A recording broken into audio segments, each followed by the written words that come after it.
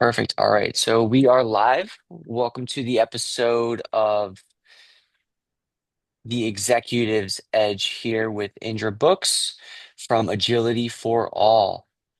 Indra, how are you doing today? I am well. It's a little cold and rainy here, which is unusual for Spain, but otherwise, it's a great day. It's a great day. And you moved from Washington, D.C., you were telling me, right? So kind of one cold and rainy environment to another, it seems. Yeah, but I've been here 7 years. I no longer accept cold, rainy, windy, snowy, or any of those other things. They're no longer Okay. acceptable. Okay.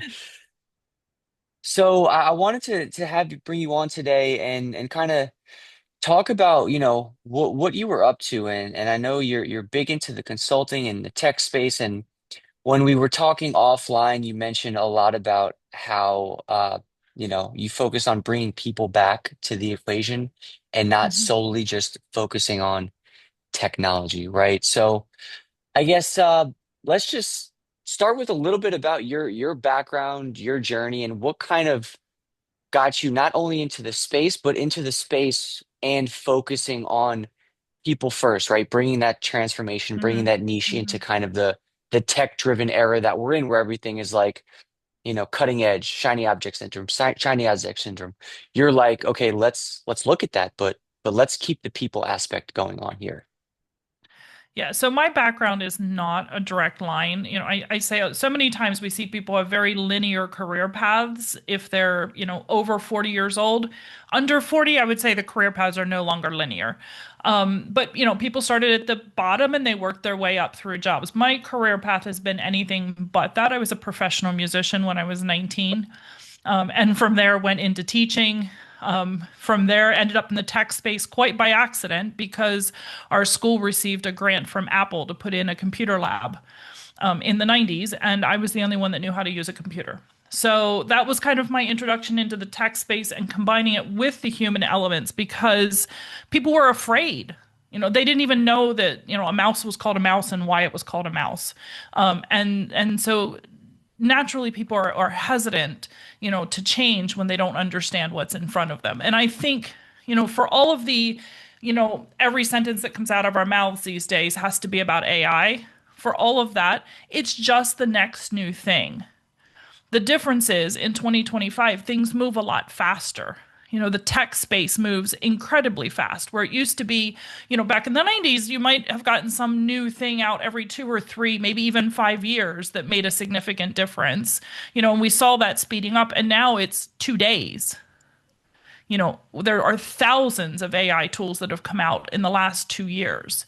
And there's constantly new things. And anytime you have a big shift like that, where people are jumping onto the technology, we tend to forget that there are people on the other side of that. Companies want to get onto the latest thing because that's how they think they're going to make money, or it's how they're going to advance the company, or it's how they're going to release the next big launch or make a name for themselves. And in the process of that, I see people getting left farther and farther behind. And this is not the conversation about AI is stealing our jobs. That's a whole different podcast that we would need a whole nother hour to discuss. But it's more about any time we do transformation in our organizations, we have to remember that people are at the beginning, the middle, and the end. And if we forget that, that's when we start to see the chaos really take hold.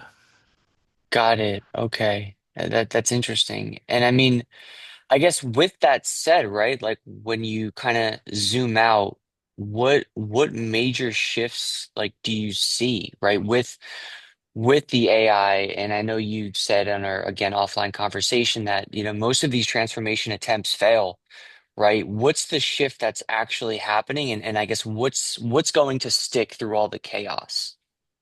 I tell people, I said it's a staggering statistic, and this statistic is 2 years old, so I suspect it's probably higher now, but the statistic is 74% of all digital transformations fail. Hmm. So if you think about the money that we put into transformation, I think last year it was something like $5.1 trillion went into digital transformations around the world. And if 75% of them failed, that's 3.5 trillion thrown in the garbage. What could we do with 3.5 trillion if we didn't throw it away? Hmm. What amazing things could we be doing, in the world if we weren't throwing money in the bin because we forgot that there are people involved and there are all kinds of external influences that impact what we're doing. And, I tell people, I said, the worst thing that you can do is send a CEO to a conference because they're going to come back and they're going to want to do all the changes that all of their colleagues are doing because Yeah. they don't want to be left behind. And that doesn't mean that those ideas are necessarily bad ideas, but they're not always well intentioned. Hmm. And that's where we get in trouble. I was asked to come into a company a couple years ago and help them with a transformation. And yes, at the bottom of it was a digital transformation, but the transformation was really about people because they were standing up their first fully remote ever team that had nothing to do with COVID. They were changing the way that they did business because of massive changes in business and banking law. And we were several weeks into my engagement, and the person who brought me in said he didn't understand why this wasn't happening and that wasn't happening. And I said, well, because you've not once mentioned people. You're complaining about a new team not starting. Teams are made up of people. People are hired by people. And the response I got back was, I didn't know there was all of this people stuff involved. And that says volumes to me because yes, it was a software company, but the software was the tool to support the work. Hmm. It wasn't the beginning of the process, it was the end of the process. And and unfortunately, that is something I see over and over again. When people ask me to come in and evaluate what's happening in their organization, they almost always start with a problem that has to do with a non-people thing, technology or money or process. But it always has people at the root of it because that's who Hmm. makes up our organizations. And if we haven't taken the time to onboard healthy, high performing teams, and I don't mean overworked burnout teams, I mean healthy teams that are working in safe spaces, all of the mandates and technical changes and new processes are just that. They're just one more thing that people have to get on top of. And that, I think, until organizations start realizing that all of the AI in the world isn't the answer to the problems they're trying to solve. Because 9 times out of 10, they've never stopped to ask, what is the problem we're trying to solve? Sure. Sure. It's just how can I use the thing? It's not like what can I use it for? It's just how can I use it? Yeah, it's how Right. So there's no fast can end I use goal. it? You know, Yeah. can we start using it? We've got to start using this today. And like I Hmm. said, for fear anybody thinks that this is all about AI being the root of all evil, it's not. I use it every day. It does amazing things for me. But we saw the same thing with Microsoft Office when it first came out. It was the jump to use it. And on the surface, okay, it's an office processing tool. It should have been simple to use, but if it's not what people are used to using, they're going to waste a lot of time trying to learn how to make the almighty pivot chart that they Hmm. may not even need. Sure. Sure. So I guess that's kind of, and that was going to be my next question. Like, what do people underestimate about, the people side of AI and implementations? It's just the fact that you have to start with an end goal in mind. You can't start just to start, it seems, which is Right. what I guess new trends bring is people starting just to start. Like when, the App Store first came out on the iPhone, there was gajillions of apps. Everyone wanted to create an app and most of them failed. And, same thing with, crypto, right? When you had like the meme coins back in 2021, there was a bazillion of them in the NFTs and all that stuff. And then it kind of just comes down to the root. Like now these days it's Bitcoin mainly, right? But same thing with AI. It's like, what are we trying to accomplish? What's the end goal with it? And that's kind of going to be the winning candidate, it seems. Yeah. It always, always, always comes back to what is the problem we're trying to solve? And if we don't know that answer, stop right there. Stop until you know the answer. Got and the it. actual answer, not the surface answer, not the most obvious thing. But if you don't know in your organization what it is that you're trying to solve, don't try to apply solutions before you know what it is that you're trying to solve. And even that, I mean, that's where a good facilitator comes in to keep asking those probing questions and those clarifying questions to get to the real heart of the problem. Hmm. If somebody says, well, we need to stop, we have too many people leaving, we need to stop that.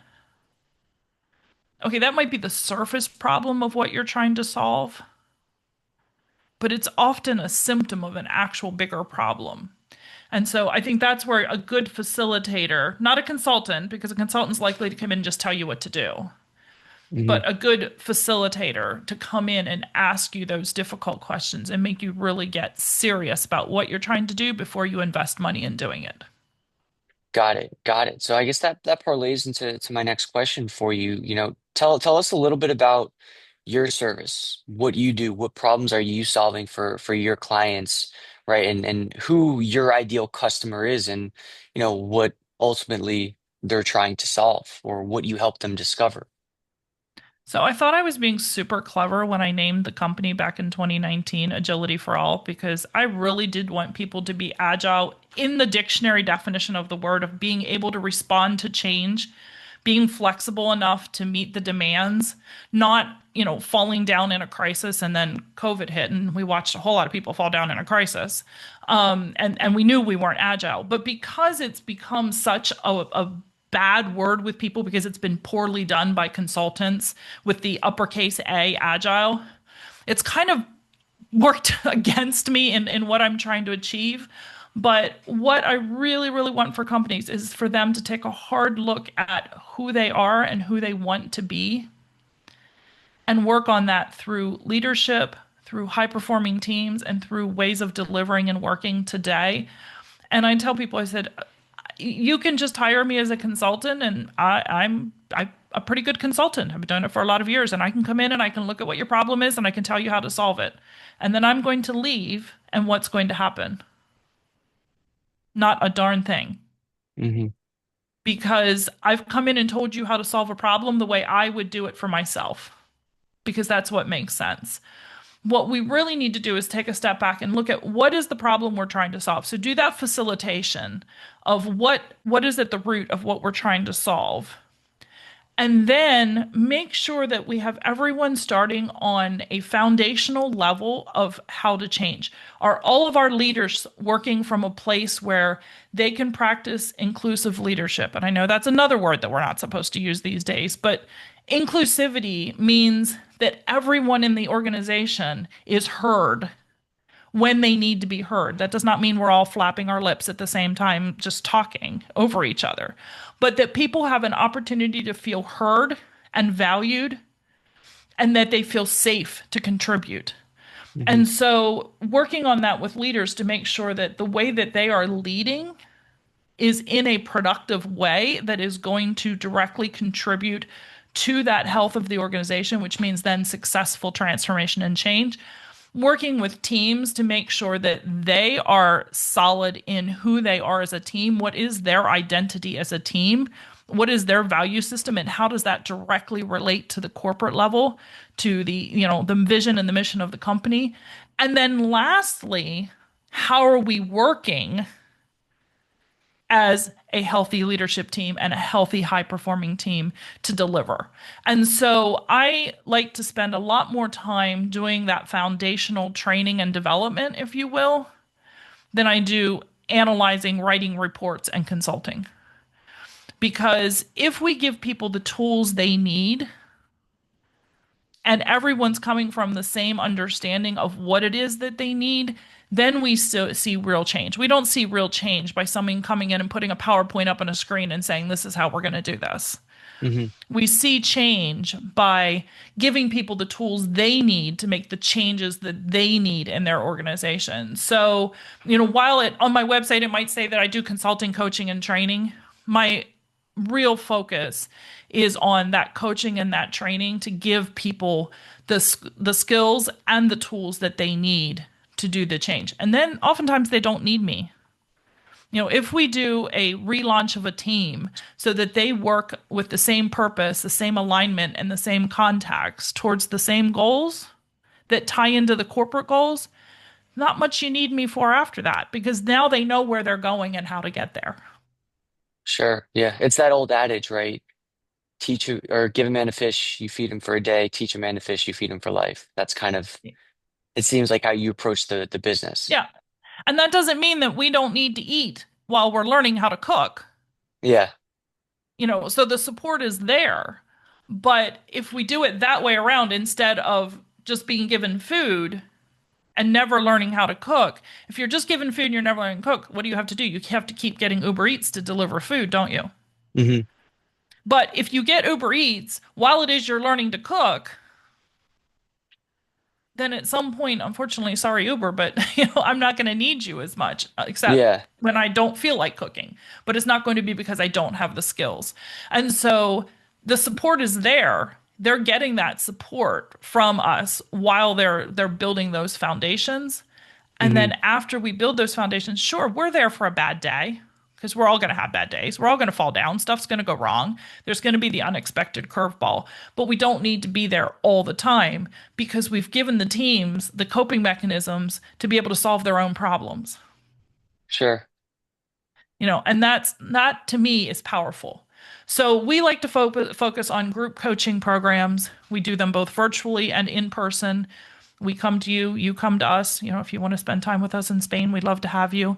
And really working on those fundamentals and getting people to disconnect from that daily grind of the work that they need to do and focus on that skill building, if you Hmm. will, so that they're ready to go back and face those challenges.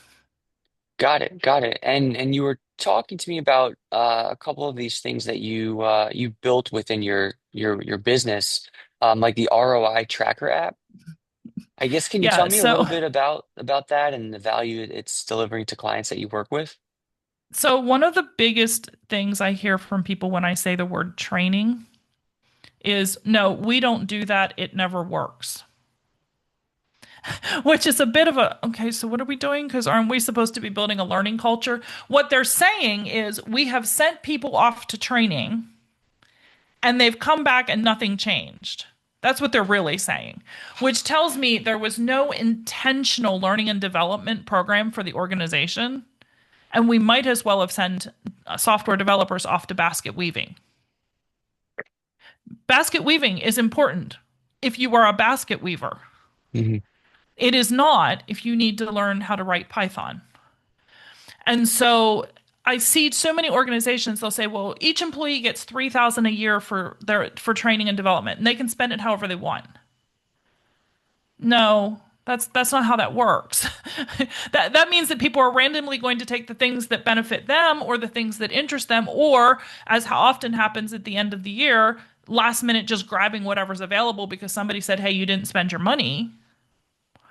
But what we really need to do is do intentional learning and development within organizations so that people have the flexibility to say, okay, this is the career path that I want to take, and this is what's going to help me get there. But I also know the organization is going in this direction, and that's where I need to go as well. So, what we did in response to that is we built an ROI tracker, and it started out as a spreadsheet because we didn't know if it was going to work and we didn't have a big budget for amazing things, right?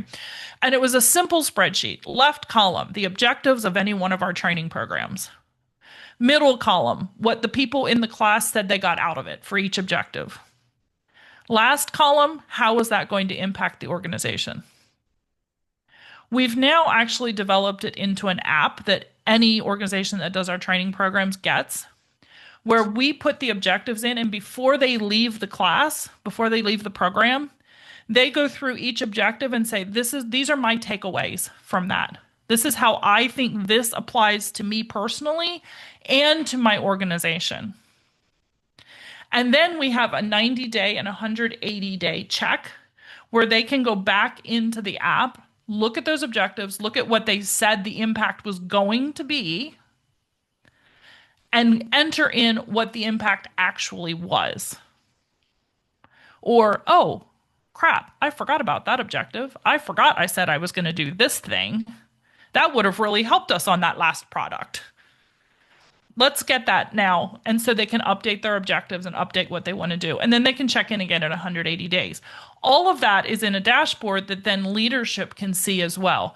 Okay, I sent people off to this program and they said they were going to come out of it with this. Look, this is what they came out of it with. And we just, decreased our deficiencies in the last build.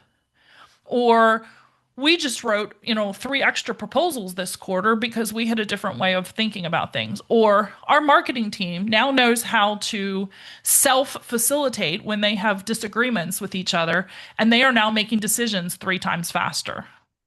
So you can really see the results. And now we take away that I sent them to training and I don't know what they learned. Yeah, that's powerful. Yeah. That's powerful stuff. Okay. And So then, the other thing we developed was using AI because, everybody has to do AI. But actually, we spent a lot of time developing what we call the Chief Clarity Officer, yeah. and it is a GPT coach. So when we're not available, because I don't work, every hour of every day, and neither Hmm. do my colleagues, you have something that came up at work and you're not sure what to do about it, and you want some resources, you can go to the Chief Clarity Officer, ask your question. We have trained it on how to ask clarifying questions, get more information, and understand the direction that the person wants to go, Hmm. and then give three possible ways that they could approach the problem. It also has taken the more than 300 blogs, videos, and audios that I have done over the last 6 years, and it has a reference library. So when they ask a question, it will also then give them some resources from our library that they can read. So if they're asking about how to motivate a high performing team or how to motivate a team that seems to be a bit lost, Hmm. we can not only give them some things to immediately try with the coach, but we can give them resource articles that they can read. Awesome. Yeah, that's really cool. And you also mentioned your ADD rule as well.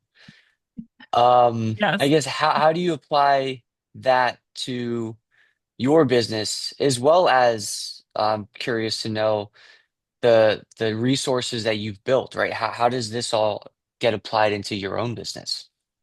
So I have ADHD, and my friends think that I came up with ADD because I have ADHD and somehow it's a play on the letters. It's Yeah. actually not. It's not ADD plus a few squirrels. It's ADD, which stands for avoid delays, decrease risk, and deliver value. And so anytime you're approaching a problem and you're not sure if you're on the right track, Hmm. ask yourself these questions. Does it help us avoid delays? Does it decrease risk? And does it deliver value? If the answer is no to any of those questions, stop, take a pause, don't keep going. Because one of the biggest things we see in organizations and why we end up losing $3.5 trillion to technology failures is because nobody is brave enough to say, hey guys, this isn't working. Hmm. We've made a decision. We're going to keep going. And some of that is because leaders, especially my generation and the one in front of us, have been taught you don't show weakness if you're a leader, you don't show vulnerability, and you never admit you've made a mistake. And that is problematic in many, many ways because what I teach leaders is you have to be vulnerable. You cannot expect other people to be vulnerable if you yourself are not willing to say, guys, I don't know, but I would Hmm. love to figure this out with you. you know and so if we aren't as leaders vulnerable and transparent and constantly improving ourselves, then we can't expect that from anybody else. And that's why we see this, oh my gosh, I know this isn't working, but I can't say we made a mistake, or worse yet, I can't challenge the person who said we were going to do this even though I know it's not working. And so that's a big thing we work on in when you build healthy organizations is nobody's afraid to say, I'm not sure this is working, can we talk about it? Yeah. Now, that doesn't mean that as leaders, at the end of the day, we aren't the ones that have to say, okay, the buck stops here. Hmm. This is great, but we have to do it. Or you're right, let's stop doing it. Somebody has to be the final decision maker. But we do have to enable and empower people to be able to speak up when something's not working and stop. And so if we use ADD, if we look at it, is this an add, Sure. not a subtract, then we have a better chance of not making decisions, that should have never been made in the first place. Sure. Yeah. And then that goes back to your point about the communication, right? And feeling okay to communicate within your business because even if you're not the owner, you're an employee, why would you be hired as an employee if the leader doesn't want your input? It kind of It's doesn't like make the sense, old right? right. It's the old we can't let everybody remote work because we don't know what they're doing argument. I'm sorry, did all the businesses fail during COVID? Hmm. No, in fact, quite of them made a lot more money than they would have otherwise. So we know that people can work outside of the office successfully. So why are we making an argument that they can't? Well, we are because as leaders, oftentimes people are not solid in their leadership and they think that they have better control if they can see people, Hmm. if they're right there in front of them. We happen to know from research that people take just as many coffee breaks, smoke breaks, long lunches, and distracted time ordering from Amazon at the office as they do at home. There's actually no change. In fact, people tend to work longer hours when they're at home Yeah. because they don't have to commute. They don't have to spend energy talking to people in the office. And so these arguments come from places of fear and insecurity. you know, they also come from expensive real estate, but that's a different podcast. And so when we create healthy organizations, all of these arguments start to fall away Hmm. because we as leaders are secure in who we are. And we know that we can be vulnerable and transparent. And that's what we've taught everyone else. And everyone else knows that it's okay to have a bad day, own it, and move on from it. Sure. Sure. Awesome. So I guess for you now and for your business, right? Tell us a little bit about your business, right? What stage are you at? What does growth look like for you? What channels are you working on and kind of what are some of your, I guess, focus points Hmm. going into the new year and going through 2026? So I had an epiphany last month that sometimes you need to take your own medicine. And I would never allow a leader to come from a place where they thought that they had to know how to do everything. In fact, I tell them that the sign of a good leader is someone who surrounds themselves with people who are smarter than they are. So, why I thought that this did not apply to myself is beyond me. But here we are. We don't always take our own advice. And yes, I'm good at bookkeeping and accounting. I've been doing it since I was 12 years old. I'm good at content design. I have a degree in education. I am good at all the pieces of my business that make my business what it is, the reason we have the philosophy we have, and the reason that we do the work that we do. But one thing I am not good at that I have tried, I have gone to classes, I have hired coaches, I have done all the things that we say we should do to improve, is I'm not good at sales.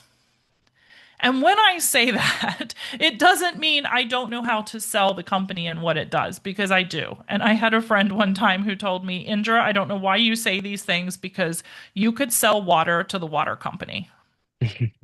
And if I truly believe in something, which I do truly believe in this company and what I have built, yes, I can sell it. But there is more to selling than being able to tell a good story about the business. There's a lot that comes before it in building a pipeline and making connections and, making all those paths. And it finally dawned on me last month that I am beating myself up for not being able to do one thing in my company.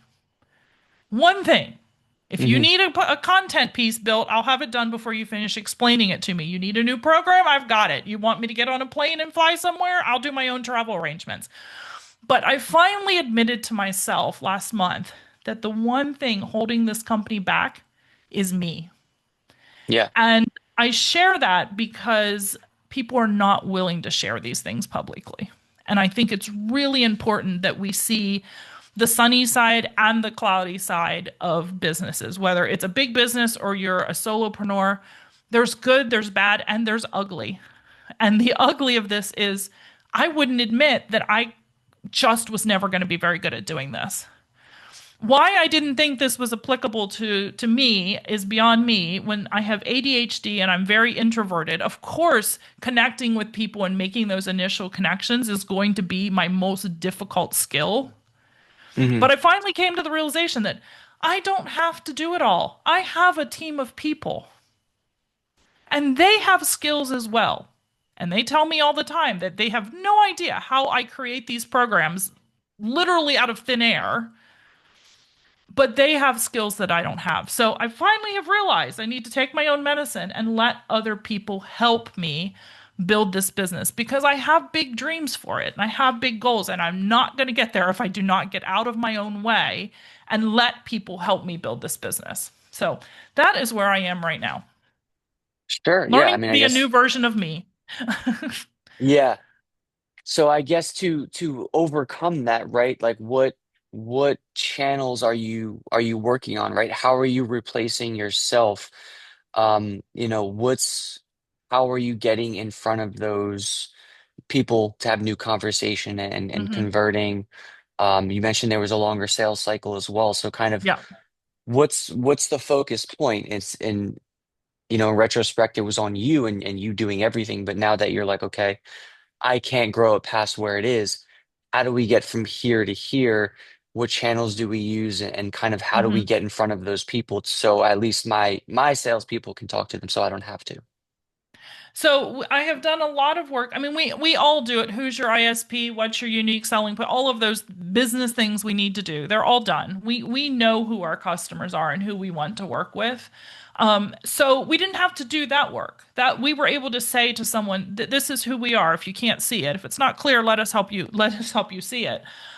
And it was also very important to me because I have worked with sales coaches and salespeople in the past, and it's not worked. And I part of my revelation is why not? And for the same reason, when people try to sell to me, I get that shaky, jittery, why are these people talking to me feeling? Because it's their approach. And it's not a healthy approach for me. And I run away as soon as I see someone even starting to use sales language because I don't want to talk to them. Hmm. And so for me to do the same thing, I was like, I can't do this because I don't like when people say these things to me, so I can't say them to other people. And last month, I finally met someone who explained to me, Indra, that's because you're trying to use a sales approach that isn't built for you or your business. And so we really are now working with two people who get empathy first sales and how, especially women, build businesses. Hmm. We don't have to build businesses like men. It's what we're taught, but we don't have to do that. And so, yes, it's a longer sales cycle because we build relationships with people. We don't just start going, hey, I have a course. Do you want to buy it? Hmm. And it's amazing because we're amazing and you really need it. We're building those relationships. So, working with two amazing people who are going to do that part for me and start building those relationships because if you tell me there's someone you want me to talk to, I don't have a problem with it. It's if Hmm. I have to go talk to the someone that I don't know. Yeah. I tell people it's like the 1950s movies of the kids at their first school dance, and all the boys are lined up against the wall, and they won't Hmm. ask the girls to dance. I'm right there with the boys. I got my Yeah. back to the wall because I got to see who's coming, and I don't. And so putting these people in the group with us that really have that ability to do that connecting, and for them, it's a natural thing where there are other things they're not good at, and putting that collaboration together has been huge, where we all know what our skill sets are and what our role is in the company. And then I have another person who's been with me for several years now, and he is amazing at connecting with people. I feel like every time he goes out the door, he meets somebody new and connects with somebody new. Hmm. And so just leveraging all of that and really for the first time ever, building a pipeline that is sustainable and that works for us and cutting out the other noise. And I Hmm. think that's huge because, like I said, it is a long cycle. We're not selling $29 courses, Yeah. and so Because also, would you want to take a program from us if you didn't have any trust and confidence in us because you just saw an ad on a Amazon whatever, you know? Hmm. No, you wouldn't do that because of the amount of money these programs cost. It's not going to be an impulse buy. So we can't have impulse connections. Sure, sure. So it seems to be, in addition to having those conversations, not just doing it cold, right? Kind of building that brand authority within the sphere. So by the time you have that conversation, people already know, like, and trust you. Yes, and we have spent a lot of time. I Writing is not one of my weaknesses. You tell me you have a problem, I turn it into a blog. Hmm. Somebody says something, they saw something on the news. I've written the blog before they finish telling me about it. I love Hmm. writing. I love creating content. I love putting information out there for people to answer the questions and the problems that they have. I've Hmm. never had a month where I've been, oh, I don't know what to write because there's nothing happening. People are always asking questions. They're always showing you what they need to know.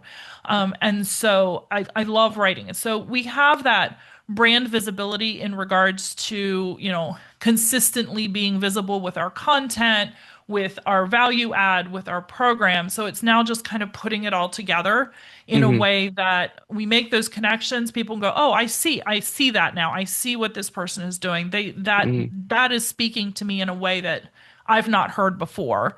Hmm. And then building those connections and the relationships. We're doing that right now. We have a the art of women in leadership retreat here in Spain coming up in April, and it's been all about inviting women to join us, Hmm. showing them that yes, we all need to work together, men and women, but women approach things differently. Hmm. And they have a different experience in the corporate world, good or bad, whether we like it or not. It's different. And so we've launched this program to bring them together, and it's an invitational. It's not, we're not going to be putting out Facebook ads, for people to sign Sure. up. It's going to be putting together a cohort of 10 women that are going to come together and solve the challenges that they have in leadership.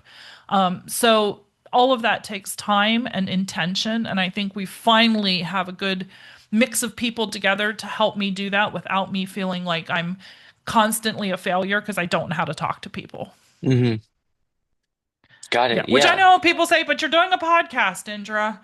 Yes, I am. You invited me. Exactly. It's focused, right? You don't have to go Yeah, to random yeah, you people. sent me the questions. I knew what I needed to be able to talk about. There's no fear, Perfect.